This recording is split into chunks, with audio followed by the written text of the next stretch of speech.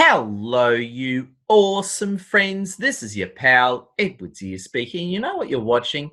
Another interview with Edward, and it's just an honor to have you beautiful people around the world with us. Now, we've got an incredible friend of mine who's with us. He's a powerhouse leader, powerhouse author. He connects business leaders to their own intuition, taking them from fear to flow. He's all about structures, all about winning, and he's a great guy, and we're going to hear from him. And now this guy works with powerhouse CEOs and leaders around the world. It's an honor to have him with us. Honor to have him with us. Craigh Wilson, how are you today? Edwards here. Great pleasure to be with you and everyone around the world. So awesome. Craigh, you have an incredible book that you're working through right now. And can you tell us about your book and what you do, wonderful Craigh? Well, thanks, Edward. What I do, I'm Craigh Wilson Intuitive, and I work with entrepreneurs through to business leaders to take them from fear to flow using their intuition. And how we do that is create a structured decision-making process so that you can feel your heart, feel your gut, then go to your head, or as we say, feel no, yes or no. That's the way our body was created. And we're working with a number of universities around the world, including Sydney University. So quite an exciting time. And at the higher end, we're actually funding entrepreneurs through to large organizations in a new business model we call the new business partnering model, where it's all about ethics and values. It's about the right type of investment, working with the right people. So we call it people, profit, and planet. Then it's having a structured decision-making process, which is repeatable.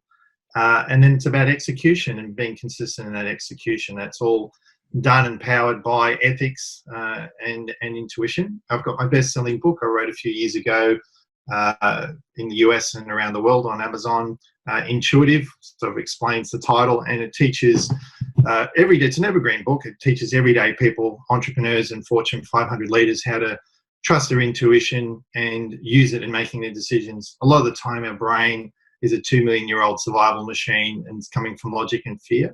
We have some 60,000 thoughts a day. Most of those thoughts are negative, so some 40 negative thoughts per minute.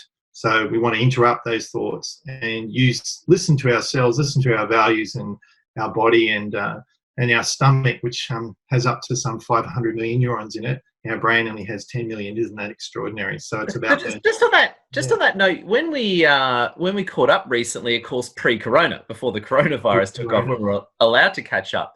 True. You're telling me this. Can you expand that a bit more, Craigh? In that, so you're saying that there's actually more neurons in our stomach than in our brains. How does that all work, and what does it mean to us? Well, yeah, great. Thanks for asking. Well, firstly, our heart is the first cell and organ in the body, and it has at least 40,000 neurons. So that's number one. So the point number two is twice as much information goes from the heart to the brain instead of the other way around. So 70% of what the brain does is being told by what the heart does, which is quite interesting. After the heart's created, well, firstly, the heart is beating before there's one brain cell firing in our brain. Then the stomach's created. And yes, the stomach has up to 500 million neurons in it, and our brain has as little as 10. So our brain's very good for fishing, driving cars, and obviously a doctor operating you in an acute situation in a hospital. But what I'm saying is, great, use your brain, but use it in the right order, because the brain, as we know, is very good at surviving. It's not so good at thriving. So we've been very good as people and civilians and also as business people just getting by. So it's about rewiring ourselves.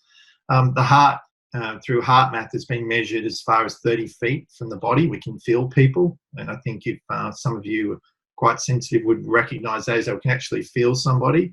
And it's all science now. It's just all electronic waves, different megahertz. Plants have megahertz. Our body has megahertz.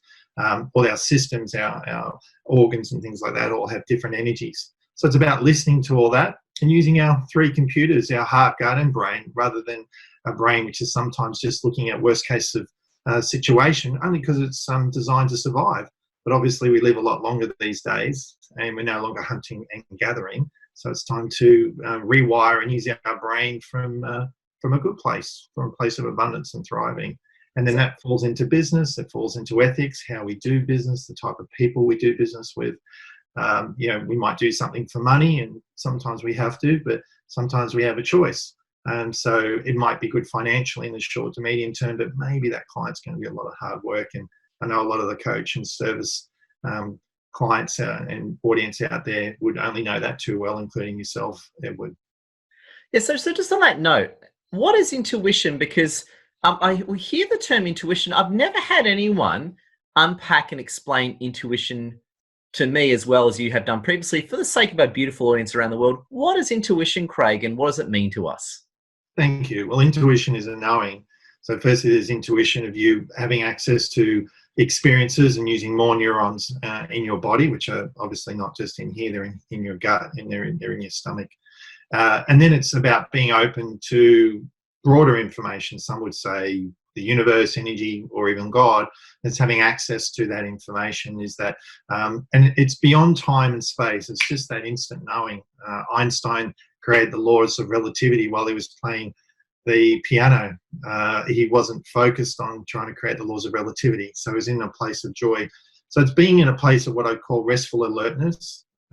What I've done, been meditating for some 30 years as well as high levels in business, is hacked meditation. So when you get beyond fear, or as you know, but when you're on holidays or something like that, you just feel really light and clear, and you're able to make really quick and decisions that are right most of the time, if not all the time. So intuition is about having a heightened sense of smell, taste, knowing, and then acting from it. And you link it with your values. It's not something to be used in a selfish way. It's something that you use in a loving way. You could say it's got good karma to it. And you'll find that a lot of CEOs, a lot of people are meditating these days, and top CEOs use their intuition a lot. And what we're doing, and you're right, my book's the most researched book on intuition that's come to the planet so far. It's 308 books I researched for it, 87,000 words in 3 sections, and it explains in 38 chapters how to turn intuition on, how to turn it off, intuitive relationships, how to overcome ego, all those kind of things. And it has bullet points at the end of each chapter so that you can pick it up, you can read the book all the way through, or you can actually, so how to live intuitively. And then there's key points so that you can grab to. So it's a go-to book. The reality is intuition is something that we have, but intuition isn't listening to your instincts when you're afraid. You need to get yourself into a space of calmness as you're going to make any decision. What we've done now at the higher end of businesses, I've called it the quantum decision-making process, and that's where we're working with Sydney University, other universities around the world, in even teaching this in an executive MBA program, and obviously very large organisations through finance, social impact in the area of green energy, and much, much more. At the end of the day, there's never been a time, Edward, than now, we'll talk about coronavirus, I'm sure, to make decisions, but we need to get out of fear. And a lot of people are in anxiety, fear, frustration, and survival right now, and we want to get them to a place of clarity and confidence, high performance, and even flow, and that's what our programs do. Yeah. So on that note, great segue. So what do you think of Corona, and what's your advice to help people survive and thrive in these times? Well, I think on a high note, I think it's been probably civilization's greatest opportunity to come together as one, as a collective experience, and think, what is it to be not only me, but what is it to be a human being in these times? So I think it's brought out a lot of fear in people, and it's brought out a lot of love in people. So obviously it's concerning, but I think what's more concerning is the way I think society, comes down to 2 areas, and you talk about servant leadership. There's service to others and service to self. So I think it's given us an opportunity to think of humans as one race, and how do we do business, and obviously look at climate change and all those kind of things. So I think there's a big upside of it. Number 2, things are going to change and accelerate a lot faster now. So retail and different types of businesses, and certainly those businesses that were offline, are really going to have to obviously come online now and be better presented. You can't just chuck a video up and hope for the best. Yeah. You need to engage your audience. You know that better than anyone. And also too, it's now the biggest transfer of wealth in probably ever in the history of the modern economy. So there's more opportunities now to work with heart-based people and heart-based businesses, which is obviously the core of our work. And I think we've got an exciting future ahead. We've got some challenges ahead, but if we can come together, it's an opportunity to do business with the right people. And what's important, spending time with our families, making sure we're healthy, and being grateful for all the gifts that we already have. I think it's extremely well put. And I'll ask you two questions. If someone's really in a state of anxiety right now and really panicking, what's your big advice to them to help them win big? Well, the first thing is to take a few moments out, or minutes or longer, and just to sit quietly, close their eyes if they can, allow their thoughts to come up, and just to be with what's going on is the first thing, is just to accept it, and then allow those thoughts to come up, and then feel your body and feel it release. Then next, feel your emotions just for a few moments or minutes, however long you can. And then once you listen to those emotions, again, feel your body and feel it release. And then from that, it's about feeling your heart, thinking of a child, thinking of your grandchild, thinking of someone you really care about the most, and bringing as much love and light and the science of love into your heart. And that's the first cell in your body. That's the spiritual answer, and that's the science answer. That's to raise your frequency, or as Jim Rohn says, rise above your circumstances. That's what works. If people are interested, we've got a free program, so we can email that out to them. But it's about getting from fear to flow, and there are two opposite ends. We've recently researched 678 leaders and asked them where they were on the fear to flow, Edward, in the last couple of weeks with Corona. And would you believe quite a large number? I just had to check it again. 82% of people were somewhere between survival and fear. So imagine trying to lead a business or lead staff when they're in that space.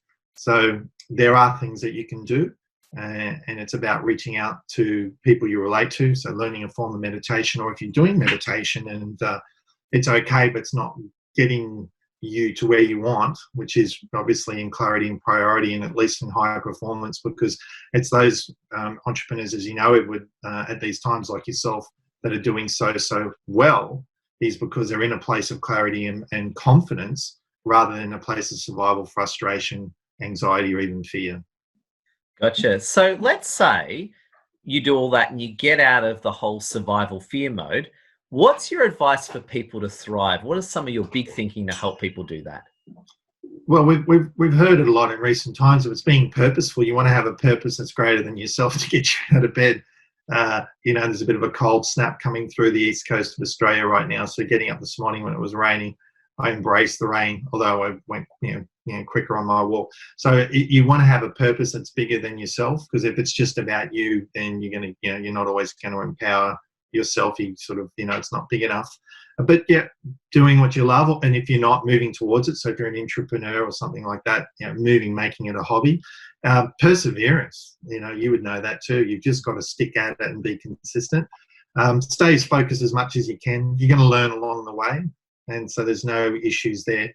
And trying to be kind to yourself. It's great to love your children and your partner, but we've got to learn to love ourselves. And people have been talking about that the last few years, Edward, but it takes a lot of work to do that. And just on that one, and as a guy who used to really despise himself, so I'm sure I'm preaching to a lot of the choir and that listening. We hear love yourself all the time, but it's always thrown out as a platitude, or it's given out with a dose of narcissism. That's right. What does love yourself really mean in a non-narcissistic positive manner? Because I don't think anyone's defined it well. No, it's a great question. I mean, the whole branding, you can see with the eye, the heart is, being a guy and, a guy who is masculine as well, but very proud to come from his heart. It's loving yourself with no ego. And that's the difference. It's not about loving yourself in that way.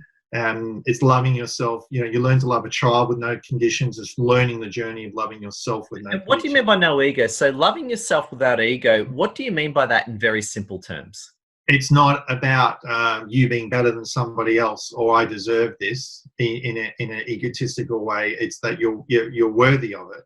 So you're equal to other people. You're not putting your needs above someone else's. So it's learning to receive.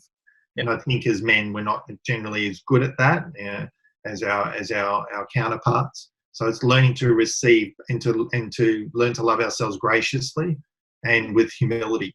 Not necessarily have to, oh, I'm so great, I love myself, I feel incredible, and that's okay too. But it's about when you do love yourself, it's that quietness, it's that inner knowing, it's that whisper to yourself that you're okay, you're more than enough, and you're as equal to everyone. Or spiritually, I say a grain of sand, a grain of light, that you can do a meditation program with us is as important as a whole planet or the sun. So we're all as above, so below. We're all equal in the eyes of the universe, and or God, depending on your belief systems. I love it. And I love that the way that you bring up, I think, that equality, because, I think the moment we think we're better than worse than someone, that is the root of all destruction. Nothing good comes from that thinking. Well, it's conditioned. It's saying, well, I'll love you if you love me back. So romantic love is, if you do that, then you don't love me, so I don't love you. Where unconditional love, you love that person, you love that child with no conditions. So imagine waking up every day with purpose, doing what you love and not judging, and that you're on a journey, doing the best you can for yourself, your family, and your business and your customers. So you can't get it wrong. So if you're using love-based intuition, I think that might be a good phrase, catch for this interview. Love-based intuition is the best intuition of all. Oh, I really like where you're going. And what are some of your closing thoughts for our audience to help them really thrive in these times? Trust your heart. Go to your head, but go to your heart first. You'll find your head will start aligning with your heart. Listen to your stomach. Do you get a good feeling? Do you get a bad feeling? But first, make sure it's a time, just for a moment, you take a few minutes out. If you've got an important sales call, or if you've got a big partnership call or supplier call, whatever it is, just stop for a moment. That inner peace, or as Professor David Elias from Sydney University really loves about our work is, it's a combination of ethics and values with self-awareness and business pipeline.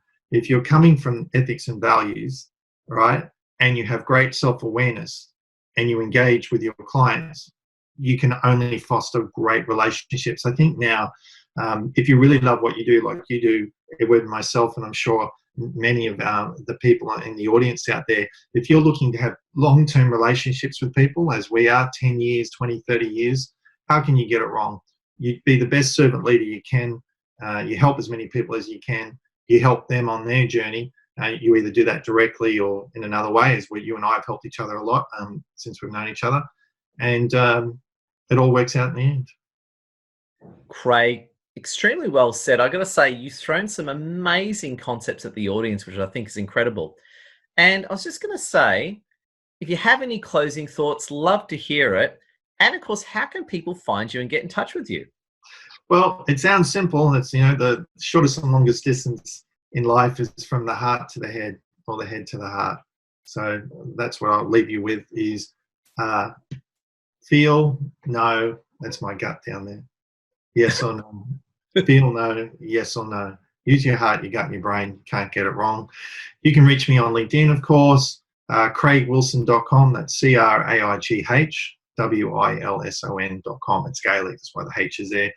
Facebook, all those things. You can email me at info@CraighWilson.com. And if people are, depending on where you're at, if you're putting your toe in with intuition, or you're starting to meditate, you want to find out and work with someone who understands business and meditation for over 30 years, and reach out. We've got some really great free stuff. We've got programs, webinars, right through to, if you're a larger organization and you're looking at making structured decision-making processes to commercialize your business, right through to equity and debt funding. We play, right up into, the billions of dollars now, which is really exciting. What's exciting about that is we're about shifting the 1%. So if you're a leader who's a heart-based leader, or whether you're an entrepreneur aspiring, or you're at the high end of town, our goal is to work with those that their heart's open. And but if you're considering opening your heart and trusting your intuition more, we've got some programs and people that can, and a great community, a great global community that you can be part of. So we'd love to hear from you. Craig, thank you again. I've got to say, I really appreciate you. And friends, get in contact with Craig. He's a great guy, easy to find on LinkedIn and more. Craig, I was going to say thank you again. Bless your heart. And Craig, we absolutely appreciate you. Thank you. Appreciate you, Edward. It's been a joy. You're an extraordinary individual. You have a really unique heart and expression, and you're a real example to all people, and especially men, of what's possible and how to overcome their fear and their identity to be a true beacon of light. So thank you for who you are.